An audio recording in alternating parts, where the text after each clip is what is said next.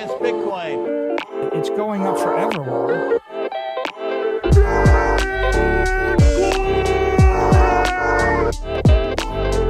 You're against Bitcoin, you're against freedom.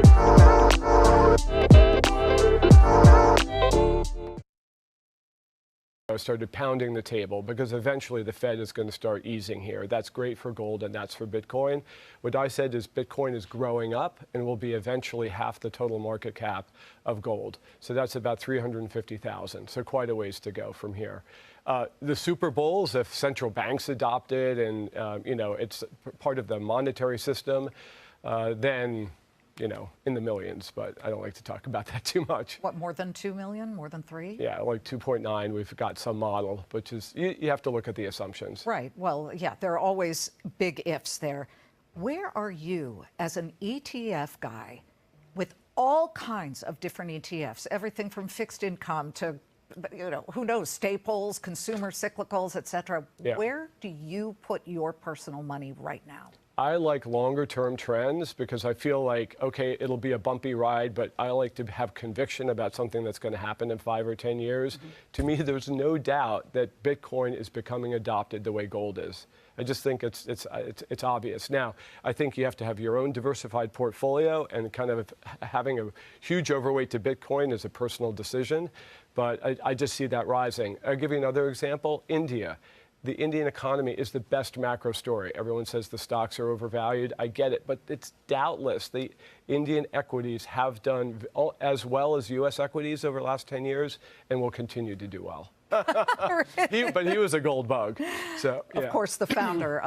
Yo, everybody, welcome to Simply Bitcoin Live, your number one source for the peaceful Bitcoin revolution, breaking news, culture, medic warfare. Will be your guide through the separation of money and state. What you just heard was the VanEck CEO throwing out a $3 million price prediction, very similar to what Michael Saylor said during his keynote during the Bitcoin conference in Nashville last week.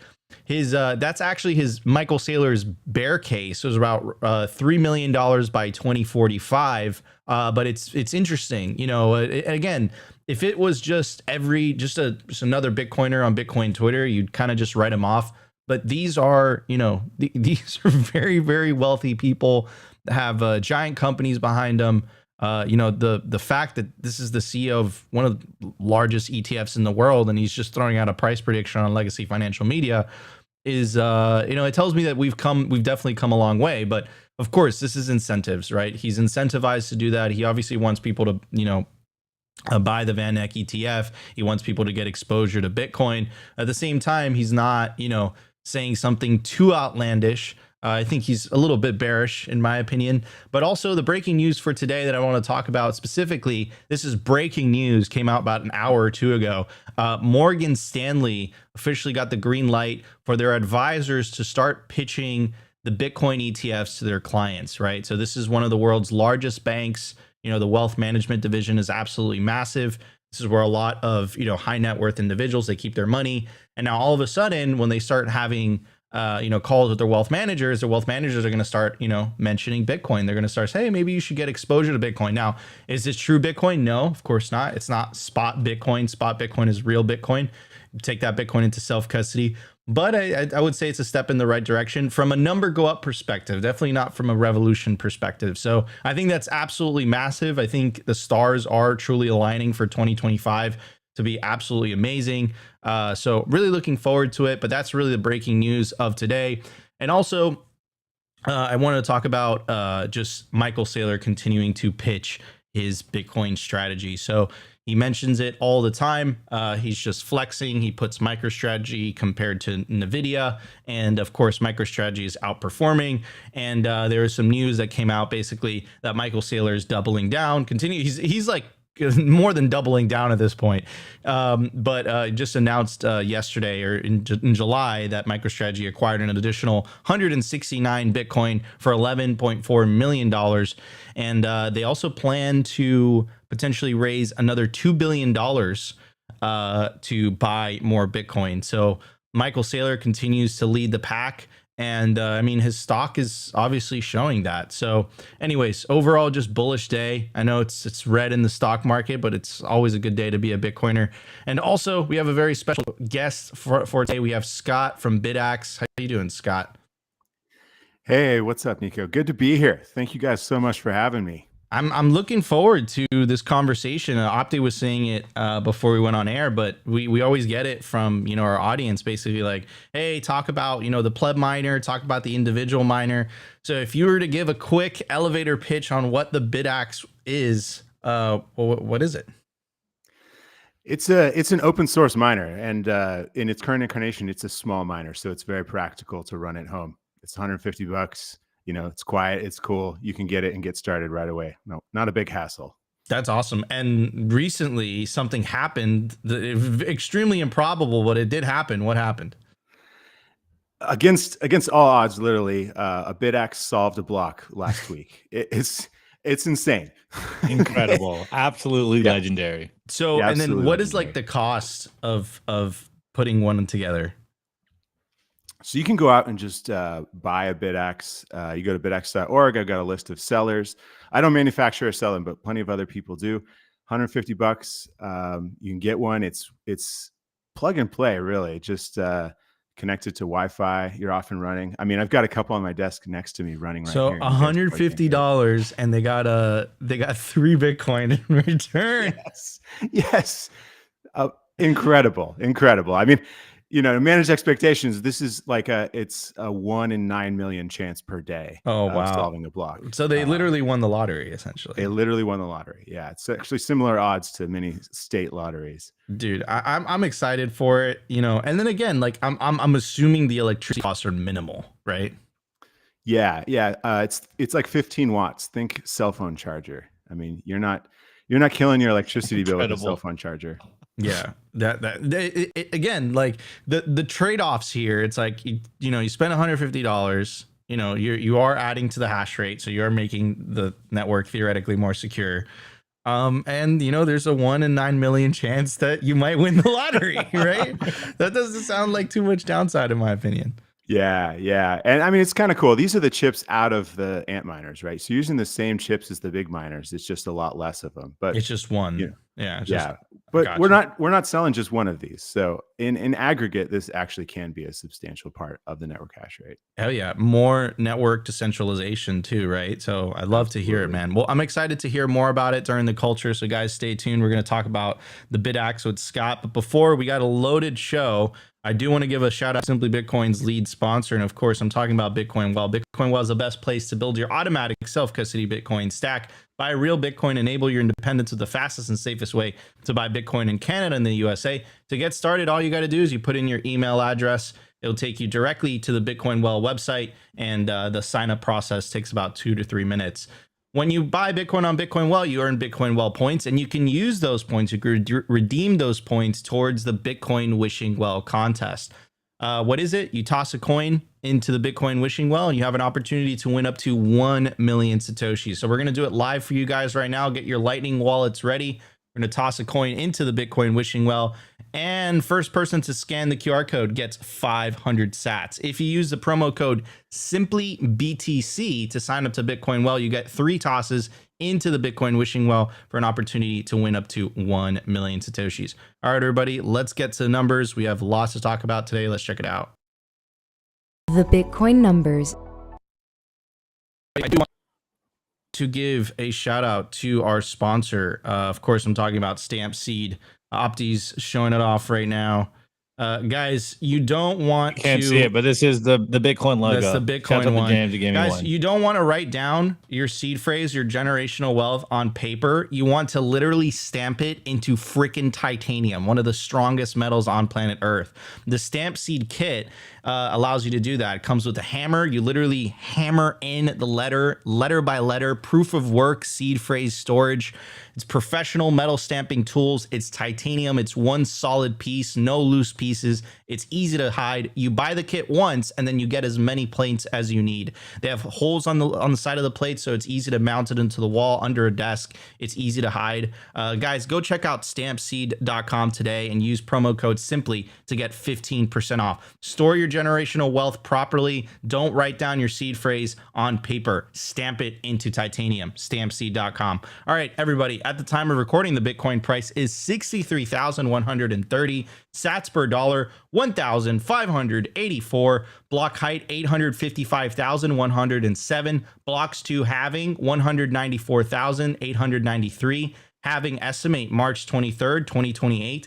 Total Lightning Network capacity 4,748 BTC. Capacity value 299 million. Realized monetary inflation 1.48%.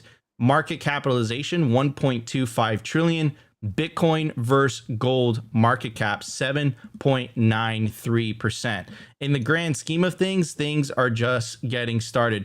Anyways, I do want to kind of go back to something that we were talking about earlier on the week. Now that we have a miner here, I do want to talk a little bit about the game theory. Something that we didn't cover on Wednesday's episode was we broke the news for you guys that Russia essentially passed a law to use Bitcoin to facilitate international trade because of the current sanction policy by the United States. But also part of that news was Russia approves Bitcoin mining. So let's get into a little bit more of the details, specifically as it comes to mining. The first law legalizes cryptocurrency mining in Russia starting November 1st, 2024, permitting registered legal entities and individual entrepreneurs to mine, while unregistered individuals can only operate within certain energy consumption limits. Oversight of mining activities will be divided among various institutions, with the Bank of Russia holding primary authority. That's interesting. The Cabinet of Ministers will set requirements for mining infrastructure operators, while the Russian government, in agreement with the Bank of Russia, will approve additional requirements for mining pool participants. The authorized body and the central bank will also have the right to impose a ban or restrictions on digital currency transactions to preserve Russia's monetary stability. We're going to keep hearing that word, by the way.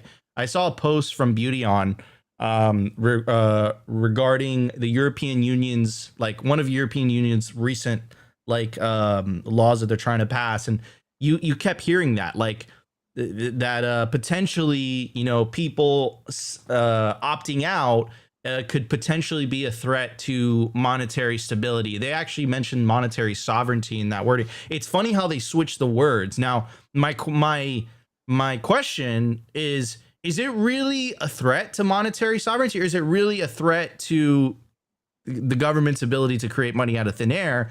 Therefore, the racket, the bonanza comes to an end. Is Bitcoin really a threat to that, or is it really monetary stability? Because I'll tell you what, guys, I've been on a Bitcoin standard for a little bit now, and I gotta say, the monetary stability has been excellent. It's been wonderful. It's been great.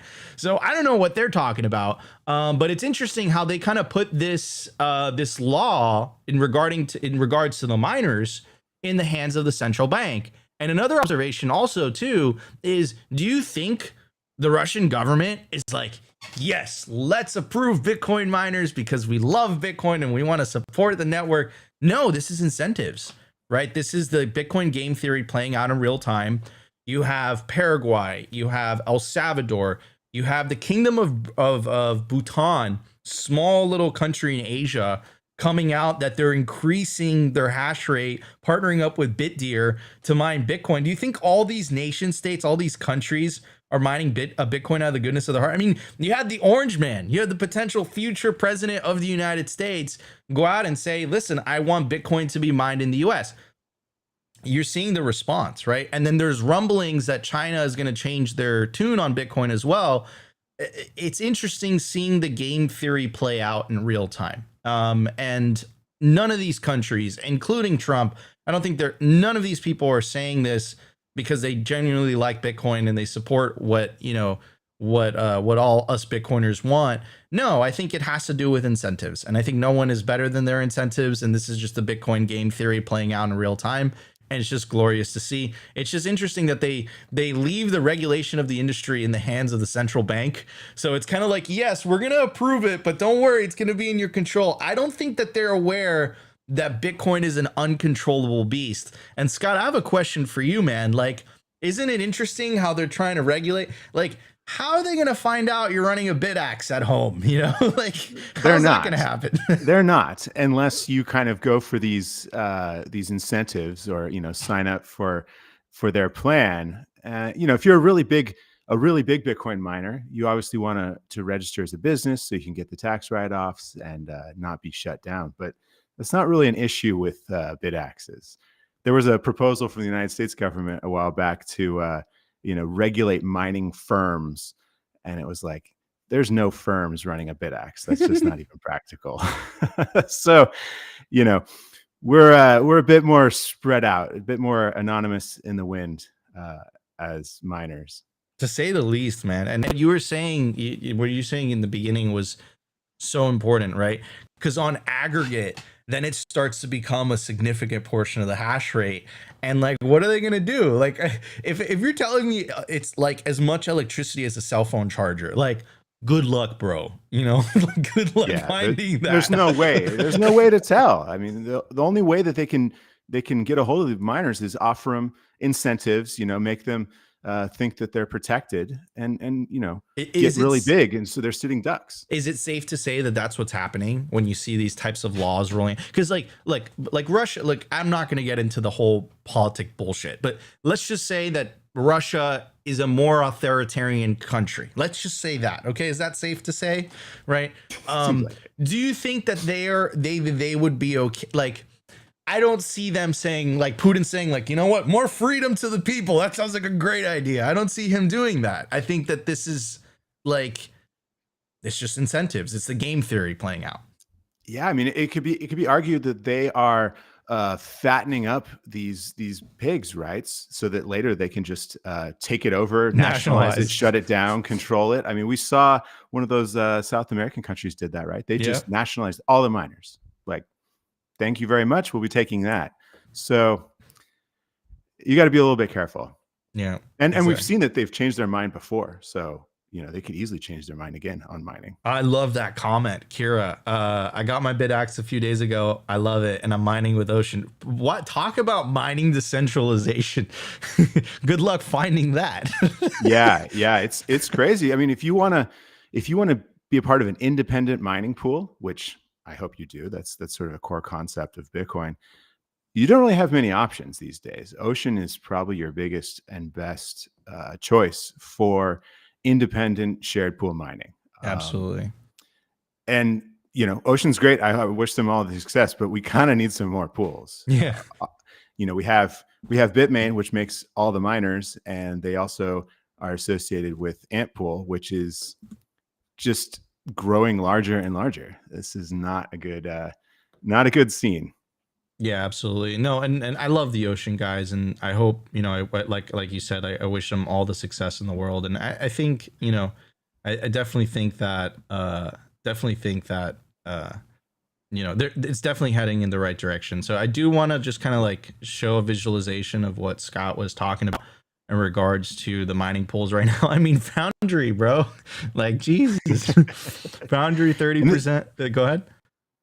This is a little bit misleading of a chart too, because that is Ant Pool, and that's blocks that they have solved that were specifically attributed to Ant Pool. But there's a bunch of research by Mononaut and B10C of, several other of those small slices are actually proxies to Ant Pool, meaning they use templates created by Ant Pool. I saw.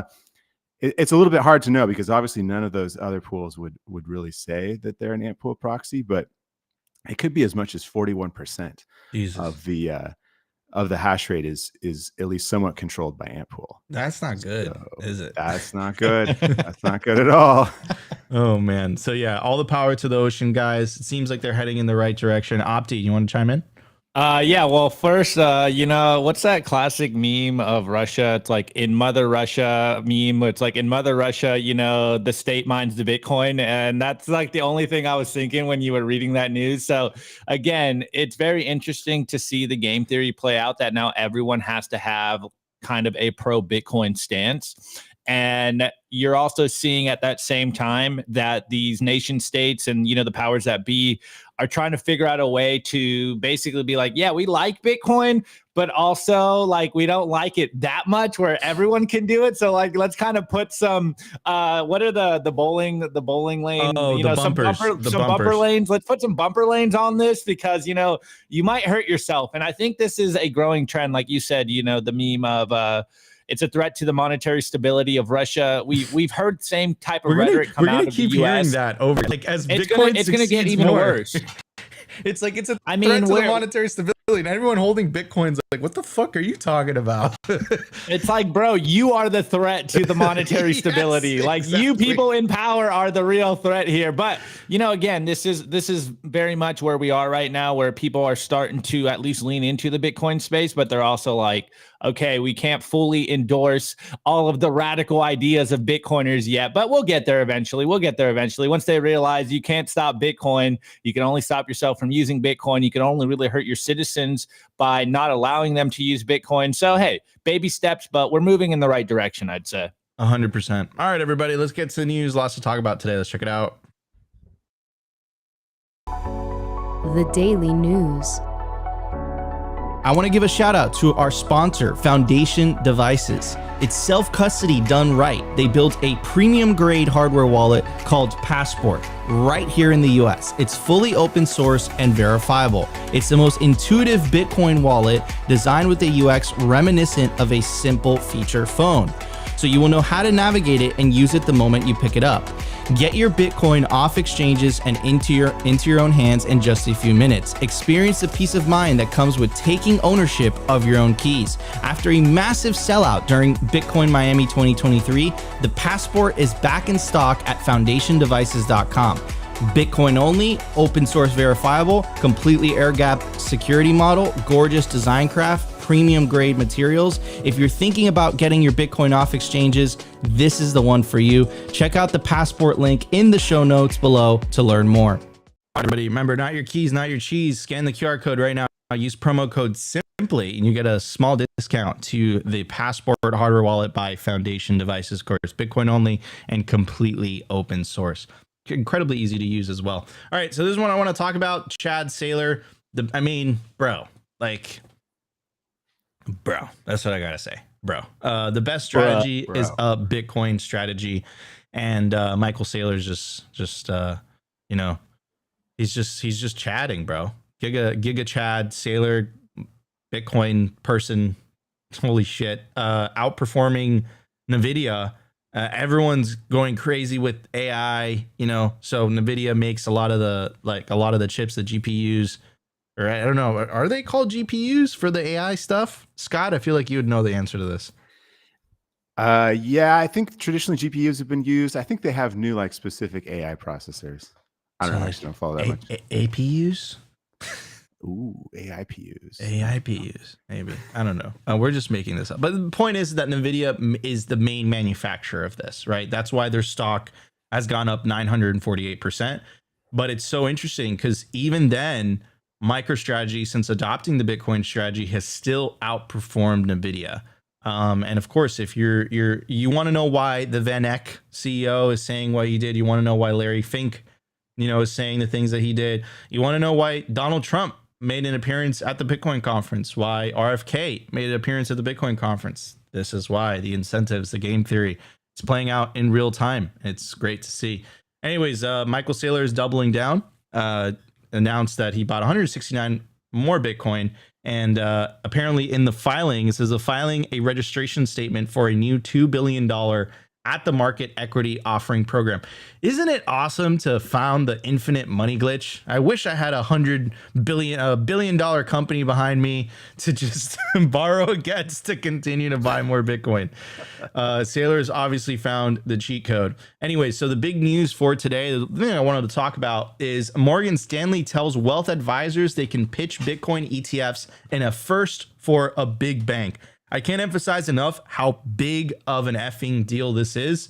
And again, this is because BlackRock legitimized it in a way. Again, not in the eyes of Bitcoiners. Bitcoin doesn't need an ETF to succeed. Bitcoin doesn't need a politician to succeed. Politicians and ETFs need Bitcoin to succeed. I can't emphasize that enough. But in terms of number go up, I would say that this is definitely positive, right?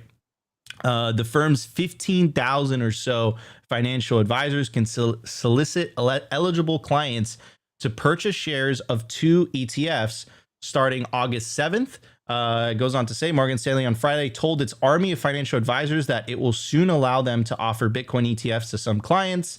Those funds are BlackRock and Fidelity. So, I mean, look, from a Revolution standpoint, is this bullish? No, we obviously want more individuals holding Bitcoin in self-custody. But from a number go up standpoint, this is incredibly bullish because, like I said, these big banks, whether it's Goldman, Morgan Stanley, et cetera, they have huge wealth management divisions. And if you're a high net worth individual, for whatever reason, you decide to let one of these bankers manage your wealth and charge you an arm and a leg when you can just put it all in Bitcoin and not have to do any of that. But anyways, I'm losing. Point is that this is really good. It gives the boomers exposure to number go up technology. I think this inevitably leads to at least their children or whatever being like, wait a second, why am I paying you? Like, this is the really funny part, right? And Parker Lewis actually wrote a great article about this, and the name of the article is The Great Definancialization, right? And essentially the reason that the financial industry is so big, you can make a really good argument, is because of inflation. So if you're just like, the fact that you have to become a part-time investor just to maintain your purchasing power is absolutely insane, but that's the world on fiat. So the world on Bitcoin is a lot more simple. All you got to do to beat inflation is you buy Bitcoin, earn Bitcoin, mine Bitcoin, put that Bitcoin into self-custody, properly learn how to, take cold storage of your Bitcoin, and just live your life. You don't have to be a part-time investor. You don't even have to outsource that to someone who's professional at doing that and pay them a fee to do that. You could just do it yourself. I think just like the story with Russia, this is kind of like letting a Trojan horse in, because eventually you're going to ask the question, like, wait a second, if Bitcoin is outperforming everything else in my portfolio and I could just buy it spot and I could just take self-custody, why the F am I paying you a fee, bro? Why am I paying the ETF a fee? And why am I paying my wealth manager a fee? So anyways, that's my take. Scott, what's your take on all this? This is fantastic. The more and more people that get into Bitcoin, like you said, the better. It does make me a little nervous because we, as Bitcoiners and builders on Bitcoin, we need to protect Bitcoin. I don't think its success is 100% assured still. And one of the core tenets of Bitcoin is decentralization, and in order to make it so that it remains uncensorable and permissionless, we need to make sure that there's a wide variety of people that are operating all the facets of Bitcoin. I'm particularly interested in mining, but we got to keep it out of central control. And these really big ETFs are a bit of a risk in that regard, and obviously mining centralization is too. Absolutely. And let's talk a little bit about that, right? Which is Bitcoin's success is not guaranteed. So like, I remember having this conversation with Jeff Booth, and essentially he just kept saying this point. He's like, Bitcoin's going to win if it stays decentralized and secure. So I think that's essentially what you're iterating on, right? Yeah. Which is the decentralization aspect from the mining component, and then from the centralization of the custody of Bitcoin. And again, everyone's talking about these ETFs, but the reality is that 8 out of 9 of them are custodying with Coinbase. So all those coins are all with Coinbase.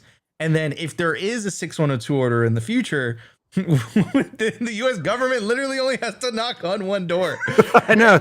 Here you go. And the word on the street is that Brian Armstrong keeps all that Bitcoin in a hardware wallet next to his nightstand. That's what I hear. So it's not even sophisticated cold storage.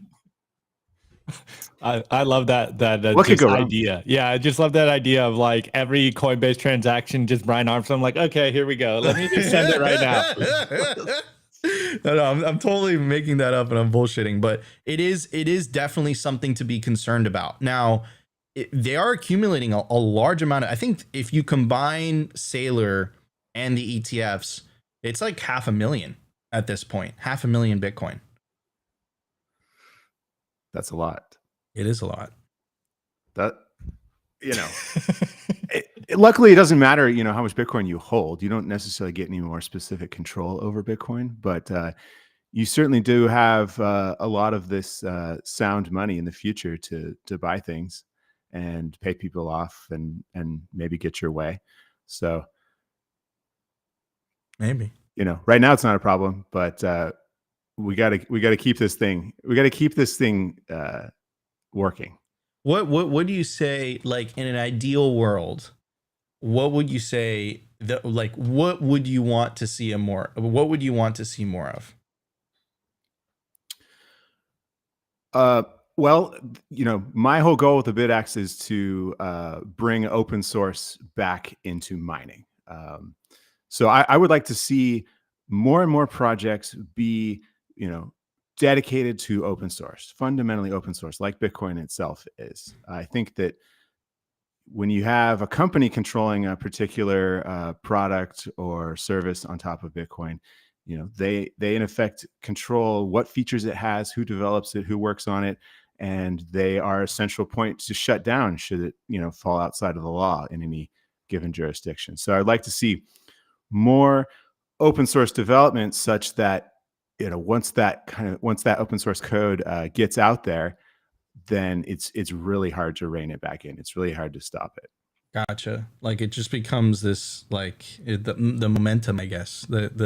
It's just out of the bag, man. It's out of the bag. There's no one to call. You can't just knock on someone's door like you're saying with Coinbase and say, "Hey, you turn this off." Yeah. Or threaten if they're a registered business in whatever particular area. You can't just be like, "Oh, this is illegal. You guys can't do this anymore." Yeah. No, and definitely no. And then even if they do that, you have situations like Russia, or you have situations like China where like they end up walking it back, a couple years later because they realize that they're literally shooting themselves in the foot metaphorically. Yeah, like with the Russia case. This might be happening in the United States too, but like they don't have to pay to plug your phone charger right now. No more phone charging. Sorry, what I was going to say is, like in the US, we have massive publicly traded mining companies that essentially the government just subsidized. They didn't have to build it up. They didn't have to go through all the work to get them nice and big. And then, let's say we have a new administration that is anti-Bitcoin and they nationalize it all. They kind of just like got these big, significant players in the network hash rate built up for free, and they can take them over and do what they want. Yeah, man. And you can see that like of course, I'm assuming, Bob Burnett from Barefoot. Yeah, of course. And Bob's amazing. Yeah, I love Bob. And he made this excellent presentation. He calls them the rabbits, the horses, and the elephants, right? And yes. It's the large industrial miners. Wait, is Bitaxe like a... No, dude, that shit's like a gerbil? rabbit it's smaller like a than a rabbit? Like What's the smallest version of a rabbit? What? That's small. It's like an ant. It's like an ant. It's an ant. It is. No, it's like an ant. It's like an ant. If that wasn't a loaded term in the Bitcoin mining world, then I think we would run with it. It's kind of like a roach, but roaches are disgusting, but they do kind of last Hey, you forever. can't kill a roach. You can't kill a roach. It's like, oh man, I don't want to say that, but roaches are disgusting. Yeah, they are disgusting. That's why I don't want to associate it with that. Yeah. It's it's a miniature honey badger miner. There you go. Boom. Okay. MHBM. I love it. Opti, what's your take on all this, brother? Okay. I'm so excited for those 15,000 highly educated, expert salesmen to, sorry, everyone in the chat, pitch the boomers on Bitcoin. I'm so freaking excited for that. I think it's going to help with NGU. And all those boomers are all going to be Bitcoin fans all of a sudden. Yeah, so that's definitely my take. First and foremost, Saylor, I think we're all like immune to the Saylor news because he just keeps figuring out ways to print money out of this infinite money glitch and stack Bitcoin. Though there was an interesting, and I don't have the tweet up here, but someone was mentioning, I think, and you guys could fact check me, but they split the stocks again, I think by 7%, but now each share has 14% more Bitcoin. So it's absolutely amazing. Everyone's clapping for the dilution. They're like, you diluted me. Keep That's diluting great. it, but I get per share is more Bitcoin, which is just like, it's incredible that he's still able to do this right now. And it's just mind blowing. Like once bigger companies start to do this, it's going to really be insane. And maybe they're just going to keep sleeping on the MicroStrategy strategy for a long time. And he's just going to keep doing this, though it seems like Mike O'Dell is kind of picking up on this as well. So you're seeing that the corporate world is waking up to like, oh my God, I can, pump shareholder value by just stacking Bitcoin. Incredible. It's nuts that Bitcoin is able to kind of give life to these zombie companies that just been around and they're just kind of like going sideways and they stack Bitcoin and it goes up. All right, next point on the Morgan Stanley news. We've been saying that this was going to happen for a while. I know a lot of people in the chat where halfway through the year now, and more than halfway through the year now, and everyone's been wondering like, oh, the ETFs launch, why isn't the Bitcoin price moving? We have these incredible inflows into the Bitcoin ETFs. Obviously, you can say, oh, it's all paper Bitcoin. Of course, they're not actually buying Bitcoin, though. I think that's been debunked by now as well. Shouts out to Checkmatey saying and exposing that, like, yeah, they're actually buying this Bitcoin. So, there is a lot of demand for Bitcoin coming from the institutional level. But as we've said on this show multiple times, these big institutions are basically like the Titanic, and it takes a long time for them to turn their ship around. And now we're finally seeing that it's actually happening. It's going to happen by next week, that they're going to finally be able to pitch Bitcoin to their customers. Before this news, and Morgan Stanley, it says in that article, they're the first big bank to actually allow this for the customers, whereas before you had to explicitly ask them to go into the ETFs. And now they're having their 1,500 financial advisors, their army of financial advisors, to start shilling Bitcoin. So as I tweeted this morning, the Bitcoin marketing team is going into overdrive, or as Copernicus corrected me, the Bitcoin propaganda machine is going into overdrive in the following week. And yes, of course, as a Bitcoiner, we don't want people buying Bitcoin ETFs. We don't want you buying that paper Bitcoin, but we understand that there's steps to this. And for better or worse, the people that are comfortable with institutional investing, they don't want to hold their own assets yet. They're not down the rabbit hole yet. So I think this is a good first step, where now we have, not only the legitimacy, but the financial manipulators of the world starting to embrace Bitcoin. And now the dominoes are falling. So if Morgan Stanley does this, I'm sure that we will see this happen very soon, where every other bank will also start allowing their customers to start to get exposure to Bitcoin. Though there was a very interesting paragraph in that CNBC article, which was basically saying that they're only going to allow their semi high net worth individuals to get exposure to Bitcoin ETFs through Morgan Stanley. It was like a minimum of, you have to have a minimum of $1.5 million with Morgan Stanley, and a high risk tolerance to be even allowed to invest in these ETFs, which I think just shows how do I say this? These people fucking hate you, bro. That's what I was going to say. This shows just the quality of the Bitcoin network in general. That's some elitist bullshit. Where you don't have to be a millionaire to just be allowed to invest in Bitcoin, just or rather spot Bitcoin. Yeah, bro. exactly. Or paper Bitcoin. You literally can buy $1. I'm pretty sure you can still buy a penny on Cash App or Strike right now. So you don't need to be a millionaire to get exposure to Bitcoin. But you can if you want to buy the ETF through Morgan Stanley, you do. You need $1.5 million. So minimum, that's the minimum. You need to be a millionaire before they allow you to buy Bitcoin ETFs on their platform, which I guess is, a good first step. And also you got to have a high risk tolerance to them. So I don't know what those qualifications are, but it really just goes to show the elitists of the financial system. If you want a symbol of what the fiat system is, it's that little line right there. It's if you want exposure to Bitcoin, you need a minimum of $1.5 million and have high risk tolerance. And have How are we supposed to get there? Oh man, it's absolutely absurd.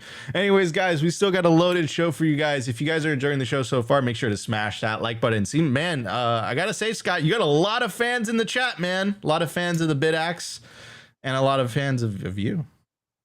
Well, thanks to all my fans. This is blowing my mind. This project is growing so fast. It's absolutely blowing my mind. So thank you all. I love it. I love it. So guys, smash the like button if you guys are enjoying the show. If you guys are watching us on YouTube, Rumble, and X, and of course, share the show if you guys want to spread the orange signal. All right, everybody, let's get to the culture. Talk to Scott about the Bitaxe. Let's do it. The Daily Culture.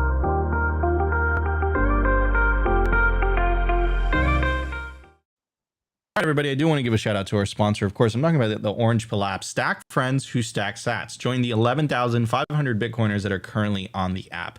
If you're traveling, you move to a new city, or you live in your city and you just don't know any Bitcoiners around you, download the Orange Pill app, scan the QR code, check the link in the video description. It has a really cool geographical feature, and it will literally show you the Bitcoiners near you, and it will give you the ability to send them a DM so you can connect with them. It's also the #1 resource for Bitcoin-only events. So again, if you're traveling, if you're in town for a conference, whatever, pull up the Orange Pill app. It'll show you not only the Bitcoiners around you, but also the Bitcoin events around you as well. It's the best way to reach me directly. I don't really answer Twitter DMs these days or emails. So best way to reach me is the Orange Pill app. Send me a DM, and I make sure to check all the DMs every week or so, and I'll get back to each and every single one of you guys. So guys, download the Bitcoin social layer, the Orange Pill app today. Again, scan the QR code or check the link in the video description. So I met Scott at Beefsteak in Nashville, and we were chatting. Opti, did I give you that, or is that? No, wine gave it to me. I saw. Sorry, away slice. I didn't go this year. I really FOMO'd, but at least I got a hat. You know, I'll be rocking the beefsteak hat on the show. So yeah, and we were just chatting, and I don't want to get into specifics of who was at that table, but we were talking about just these technologies, right? I forget what the name of what's it called? I wrote it down because I forgot about it. Wholesale. Wholesale. There we go. Wholesale. We were talking about wholesale. Mind-blowing emoji. Like, guys, anyway, it was just freaking crazy conversations, and my mind was just being blown. And I was like, why is this important? And then at the end, I was like, I wholesale everything. So yeah, and I got to meet Scott, and we were chatting, and we got him on the show. And Scott is the creator of Bitaxe, and obviously everyone's a huge fan already. I already asked you for an elevator pitch. So yeah, let's not do the elevator pitch. Let's talk about the breaking news first, Nico, and then we'll talk about the Bitaxe. So we kind of give people the FOMO here. So I'm over here. I got the No BS Bitcoin. Obviously, you guys are familiar with this, but this was July 25th, which was what was that last Friday? No, Thursday. A Bitaxe mined a solo block 853,742. So as you guys can tell, a solo Bitcoin miner, aka the Bitaxe, with 3 terahashes mined block 853,742, overcoming odds of 1 in 1.2 million and earning 3.192 Bitcoin, approximately $200,000. And let's not forget, guys, this is a $150 miner that you can basically build yourself if you want to. So, man, absolutely historic, legendary news coming out of here. And look, I'll dox myself a little bit here because I was telling Scott this behind the scenes as well, that when we were at Mining Disrupt conference, there was a lot of talk about like solo miners, like small little solo mining rigs, and being very cynical. You know, I try to stay optimistic, but very cynical. I'm like, what's the point of this? Like, you're not ever going to find a block. And then literally a week later, or 2 weeks later, someone uses a Bitaxe to find a solo block. Just absolutely incredible. So I think let's start with that, Scott. Like, how do you feel after this happened? And like, just how ecstatic were you when you heard that news? When I first heard the news, I was like, no. Someone's messing with me. It was kind of cool. It was the first day of the conference. I was kicking it at Bitcoin Park, watching a fantastic talk. Someone taps me on the shoulder and like reaches their arm over to show me a tweet on their watch that a Bitaxe had found a block. And I was just like, no. In fact, a couple of days ago, someone posted a picture of a Bitaxe that said block found, but then later they're like, oh, it was on testnet. So seeing this, initially I was like, nope. But I couldn't resist and started researching on my phone, and it pretty clearly became apparent that this was legitimately a Bitaxe solving a block. We don't actually have any way to 100% know that this is a Bitaxe, right? This is a totally anonymous activity. The only way that we have any clue that this is a Bitaxe is that this particular miner was using Solo CK Pool, and they had named their worker .Bitaxe. and the hash rate matches up, right? We saw a 3 terahash there, so that would have been a couple Bitaxe, because a single Bitaxe is like half to 3/4 of a terahash. So they're running a couple Bitaxe. I mean, you can see the historical hash rate. They actually looked like they had just recently turned on multiple Bitaxe. Oh yeah. Let's talk about that. It said, at least on this No BS Bitcoin report, that they had just plugged in their Bitaxe 19 days before. So it's not like they've been waiting a long time. It's like 19 days, hit the lottery, like cool. Yeah. This is the luckiest person alive. The odds are not good. And this is kind of a crazy thing, is we can see, because of the solo CK pool worker page, that they weren't doing it for very long. They had just started with probably just 1 Bitaxe. So they were at like a half terahash, and then they had plugged in a couple more. So I don't know if they made them or bought them, plugged them in, got themselves up to about 3 terahash, and then found the block. And this is the crazy part. So when this block was solved, the network difficulty, or the network difficulty was like 82 trillion. So that's the difficulty of a share needed to solve the block, was 82 trillion. The share that they found that solved this block was 300 trillion. So not only did they solve a block, they knocked it, they just destroyed that block. They got significantly higher difficulty, more zeros in the hash than they needed to. Not that like does anything extra for you, but it illustrates just how insanely lucky this is. I think that's probably one of the highest difficulty blocks ever solved. I should look into this to be sure, but that is very high.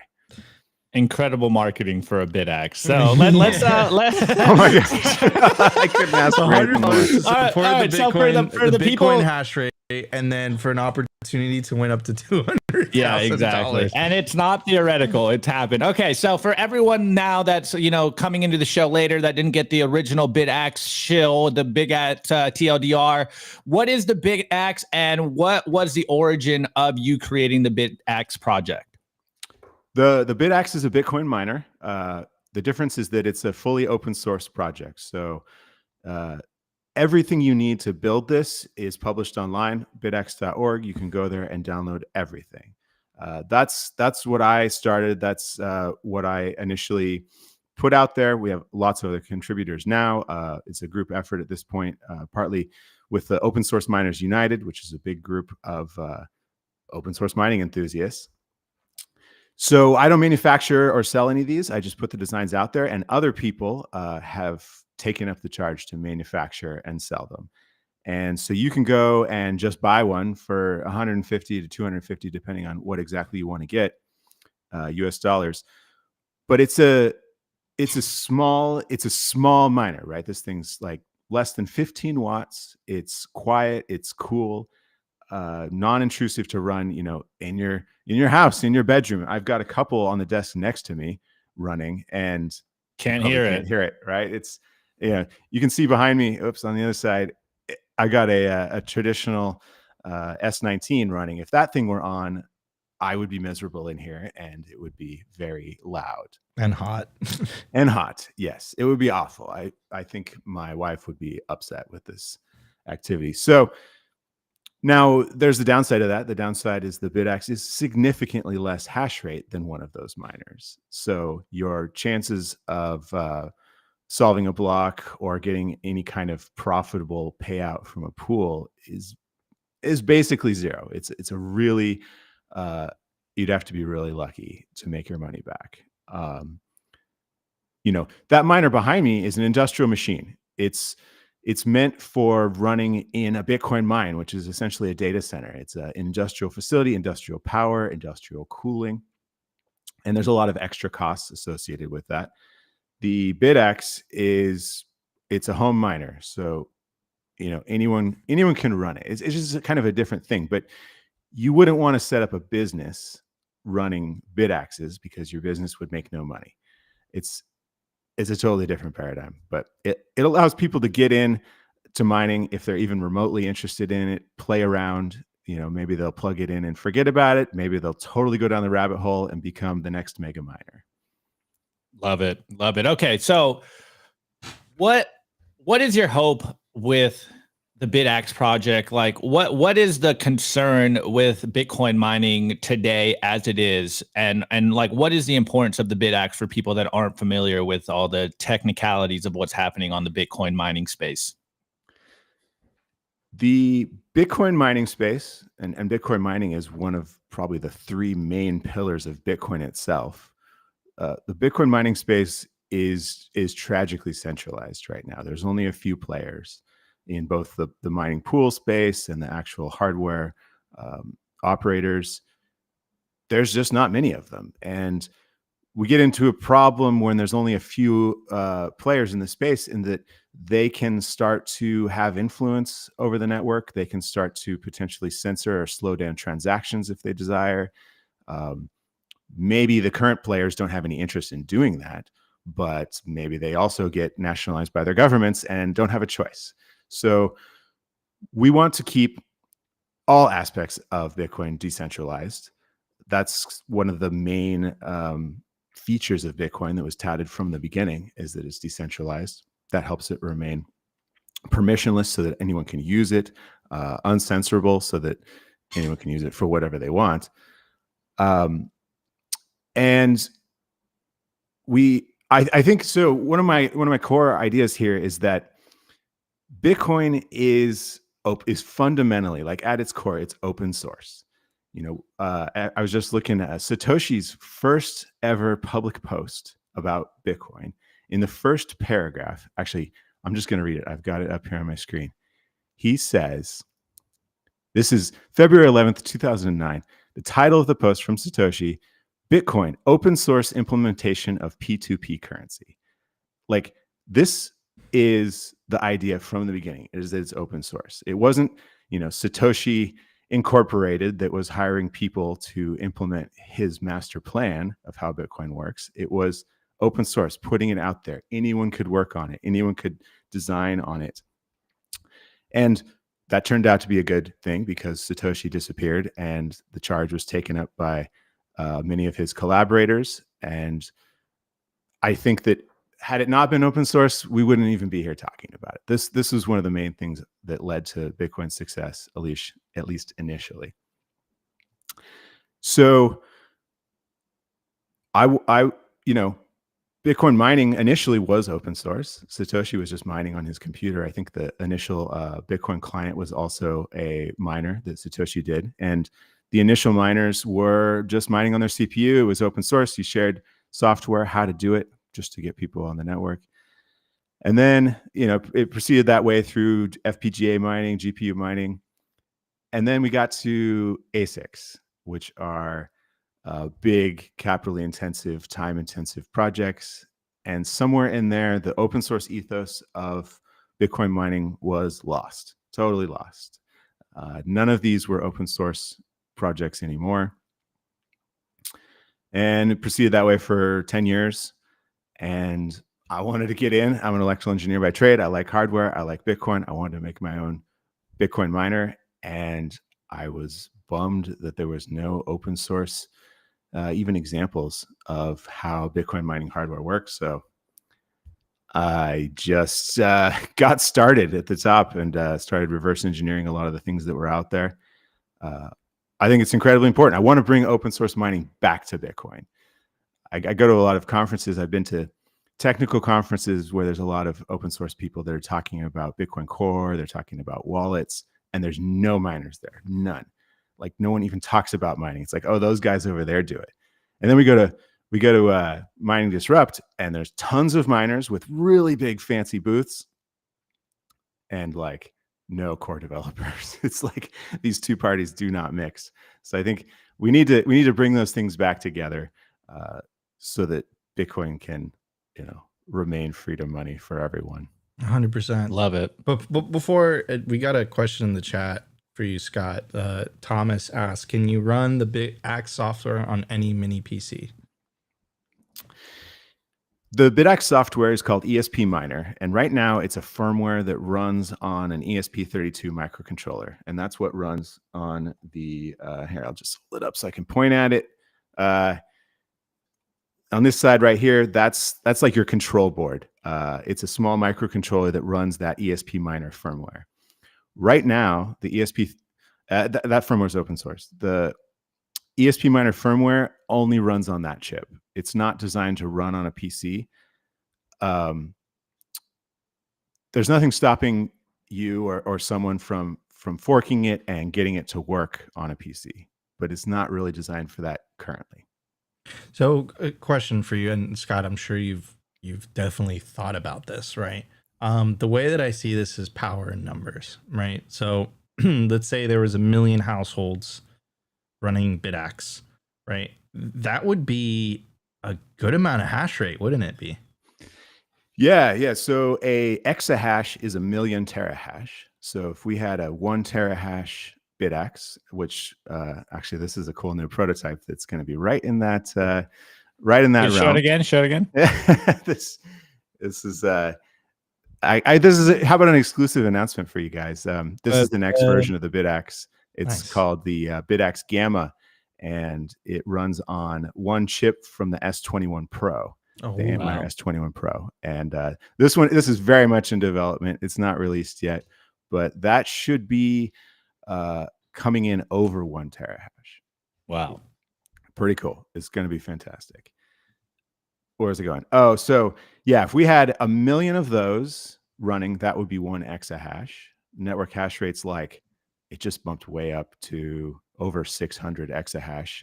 So you know, it's still a small part, but it's not nothing. It starts to play a real part in the network hash rate. And it's also like a totally different paradigm, because the people running those 1 million Bitaxes, which 1 million is a lot, but it's not impossible.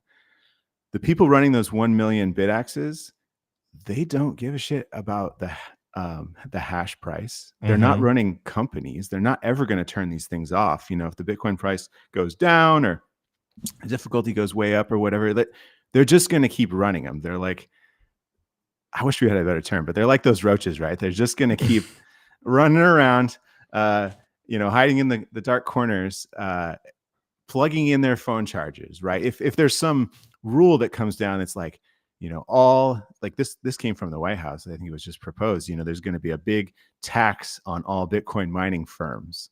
Be like, cool. What? I'm not running a firm. Like, I'm not unplugging. And I guess another cool point that I like to talk about here is that 1 exahash is a lot. That's a big hash rate that requires a significant amount of power. If you were to do that at a couple mining facilities, you would have extensive costs in infrastructure. Negotiating with the power company to bring in the power, getting these hard to get like massive transformers that need to be craned in, big facilities, large staffs, repair people. You would need to have like an HR department for your company, right? All these additional expenses to support that hash rate at a centralized facility. The cool thing about Bitaxe is we already have the infrastructure. 0 infrastructure costs for every exahash added, right? It's just me and a bunch of homies with our Wi-Fi already plugged in, and our cell phone chargers just keep rolling. Dude, it is so fucking badass in that sense, because it's like, how do you stop that? You do not stop that. And I would even say that, like, of course, you run a node, like, as a Bitcoiner, you get to a point where you just don't want to trust someone else's copy of the blockchain. You don't want to dox, you don't want to dox yourself, whatever. And you get to a point where you're like, okay, I got to run a node, and then I got to connect that with my wallet, blah, blah, blah, blah, blah.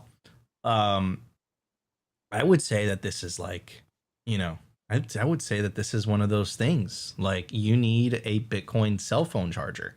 Like, it's one of those things. Like, you need one of these things. And it's just like, look, like, best case, you win the lottery. Worst case, you spend $150, right? So, like, I don't really see a downside here, in my opinion.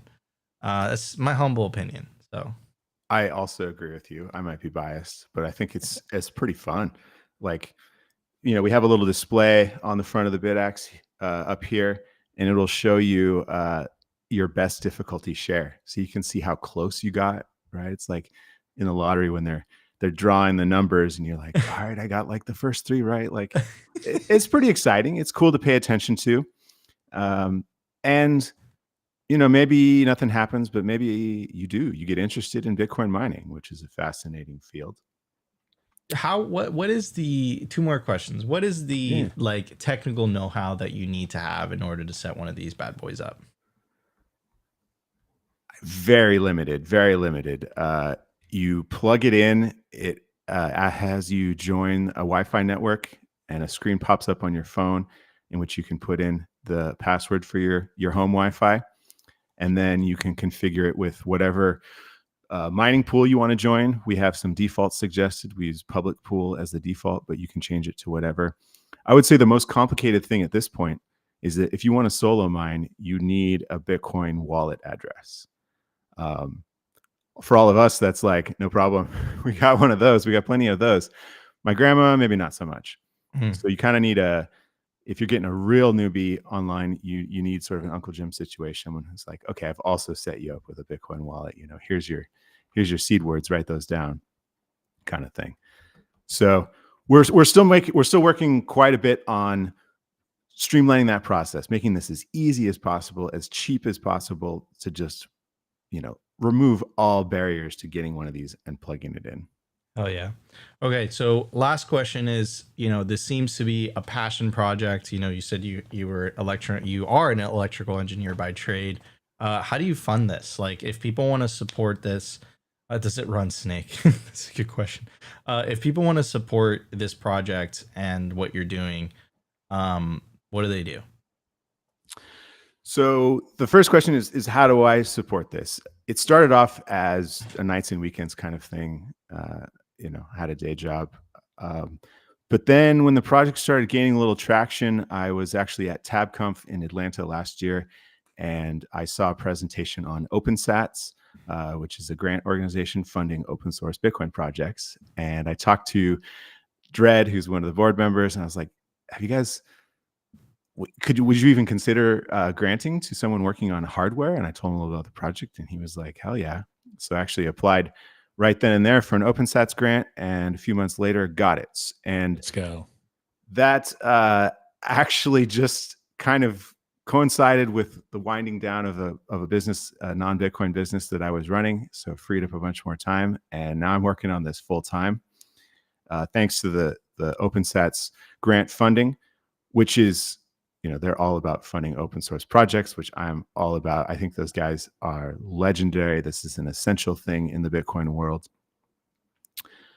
But for this project specifically, I'm working on it full time. It is absolutely a dream come true. Like, I love doing this, and now I get to do it all day, every day, which is like, I still have to, stand back every now and then and be like, oh my gosh, am I actually doing this?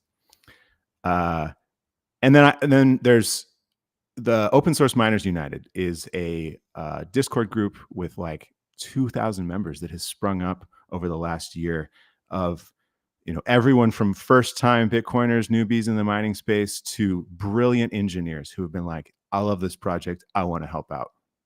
And so I think we've seen a number of them in the commenters here, but I've had some just genius folks step in and start helping out on this project, and I couldn't do it without them. So this is, I guess, the glory of open source, is that, you get these other people who want to help out. And, here's the coolest thing is some of the collaborators that have showed up, very smart folks, have showed up, started working on this. Now they're quitting their jobs, and we have multiple people working on this and some of the related industries full time, which is so cool. It's like, this is unstoppable. Yeah. I mean, dude, Hold on. Also, first off, before I move on and I forget, shout out to the OpenSats team. I love all the boys over there. They're good friends, personal friends. Love them and what they're doing. Essential. Yeah, essential work that they're doing. I couldn't agree more. I have one question for you, and then because I don't mean to cut you off, but Scott, is like, what's coming down the pipeline? Like, what's the roadmap? Are you working towards, maybe building like an open source, I don't know, S9, S19 eventually? Is that where you're trying to head, or are you trying to keep these small and low price points?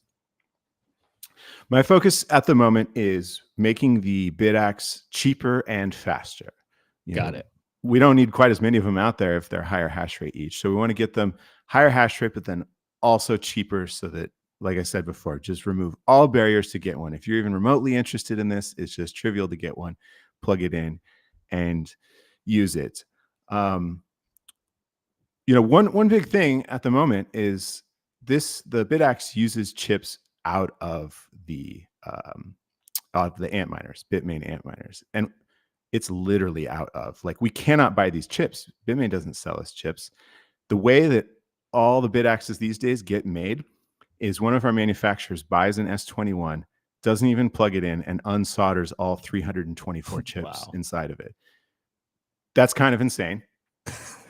That's not how you get millions of these out there. So we've been looking for sourcing additional chips, additional manufacturers, talking with a few different people. One of my biggest targets at the moment is Block. I'm sure you guys have heard about their initiative to make an open source miner. They're creating their own ASIC, like from scratch, which is an incredibly resource intensive project. But I've been in initial talks with Block, and it's still ongoing, but I would very much like to partner with them to produce their a home miner, targeted towards the home market, so lower hash rate, lower power, using their chips. I think that's a much more sustainable path forward than kind of covertly using Bitmain's chips. Dude, this is so freaking badass, man. This is awesome. All the power to you, Scott. Congratulations. Shout out to the OpenSats team also for supporting this. This is like literally why I was created, right? To support, I can't, is entrepreneur the correct term here? Is it?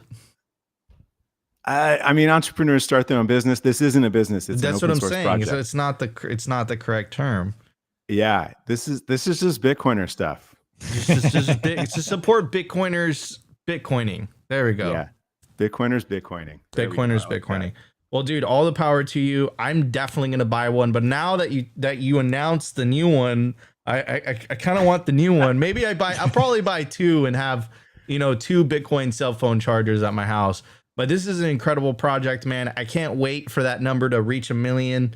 And this is like a apocalypse resistant Bitcoin miner. Hopefully we get one of these in the house of every Bitcoiner, and it would just make the network that much more decentralized and that much more robust. So dude, this is awesome. If you have any final words for our audience, what would they be?